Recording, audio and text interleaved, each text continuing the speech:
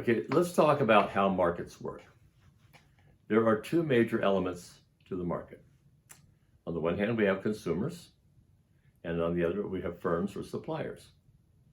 Now, consumers are driven by utility. They want to enjoy the consumption of something or the acquisition of something. And so from this desire to fulfill their utility, they decide, considering opportunity costs and so forth, what goods and services they should buy. Now, utility is an ordinal measure. What does that mean? It means we can order it, put things in an order, proper order like A, B, C, but we can't measure it accurately with reference to each other. This is an ordinal measure of personal preferences. And so we're not able to say, oh, this is worth exactly this to you or that to you, unless we see it in the form of a price and you decide you want to buy it. This has been a problem for socialist states for many decades because they don't know how much of any good to buy and what to do with that in terms of pricing. So on the other hand, we have firms. Now, firms are interested in profits, and profits are a cardinal measure based on a currency. So on the one hand, we have consumers and their utility, and on the other hand, we have firms with their profits. What we're going to need to do is to construct aggregate demand and supply curves, because in macroeconomics, we want to look at the big picture. Okay, let's talk about changes in supply. So the curves can shift, or we can move along the curve. Again, like it in the case of the demand curve, the only way that we will be forced to move along the demand curve is through government action in the form of taxes or price fixing. On the other hand, the supply curve can shift for a number of reasons. For example, the price of inputs could rise. If the cost of the materials or labor that you're using goes up, then you have to change your price, and that would shift the price. The invention of new technology might reduce your cost to produce the goods. The number of suppliers in the market can make a difference if you have more competitors. And of course, expectations. For the same reasons I gave you for the consumer, expectations drives what happens with the producers or suppliers. Okay, now the other component of the supply and demand curve is the point of equilibrium. Equilibrium is the point at which supply and demand curves cross or meet. And this is representative of where the market wants to be. But I want you to understand that achieving equilibrium is something that can never happen. You might say, oh, but Dr. Thomas, surely it can happen. The prices and the consumers all line up with the suppliers and everybody's happy. No, the reason it can't is because consumers' utility is constantly changing. By minute, by hour, it's constantly changing. And so there's always going to be products and services that aren't quite lined up, and we're going to have some going on sale and some in order to try to keep it in balance. The important thing about equilibrium is not that it exists in the market, but that it is the driving force for the market. In other words, everybody is pushing to reach it.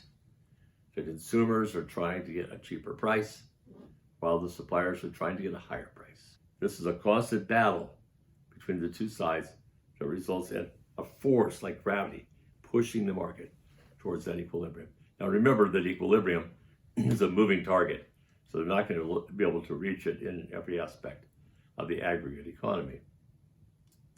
The thing that allows these markets to work is prices. Prices are a miracle. Think about this. Without prices, we would have to get on using the double coincidence of wants. That would mean that if you grew corn and you wanted some beef, you would have to find a farmer who had beef who wanted your corn. And that could be hard. Or maybe they only want a little bit of your corn, but now you want your milk, but now you want something else.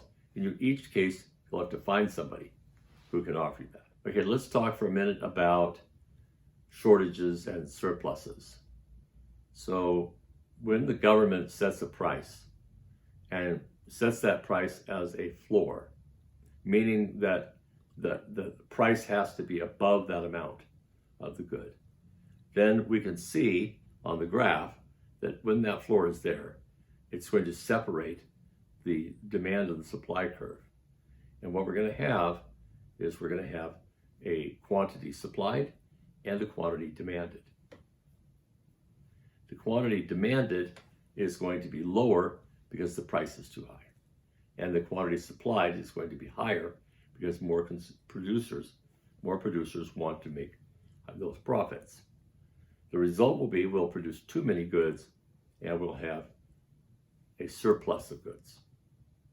On the other hand, if the government sets a price that is below the market and says this is a ceiling, in other words, the producers and suppliers cannot sell higher than this, and it's below the market, then what we will see is an increase in demand, so that the supply demand is very high because the price is low, but there are a lot of suppliers who won't want to produce that good, and so the quantity supplied will be lower and we'll have a shortage. So this is how and why we have shortages and surpluses. But what's interesting is that the point of equilibrium plays an important role here, because you see the market wants to go back. It wants to go back to where it was. This is a form of reversion. Reversion means that the market is striving to get back to where it wants to be in equilibrium. And so when the government sets these prices, we will see adjustments made.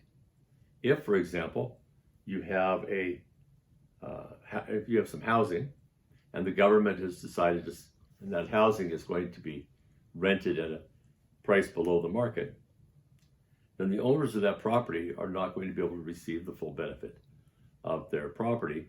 And so what are they going to do? They're going to cut costs. They're not going to replace the water heater with a good one, or if they do at all.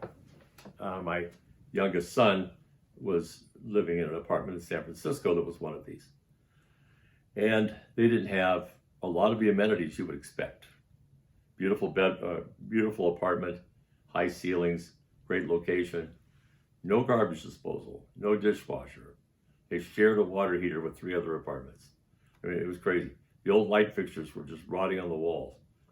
These kinds of things happen because there's a price ceiling, and the landlords can't raise the price above that. Of course, we have a great example of a price floor in the minimum wage laws. We'll talk a lot about that this semester.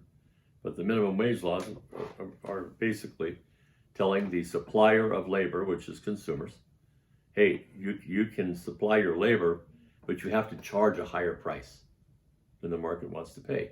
And as a result, they don't get a job, and we call that a surplus. It's a surplus of people. And that surplus of people is called unemployment.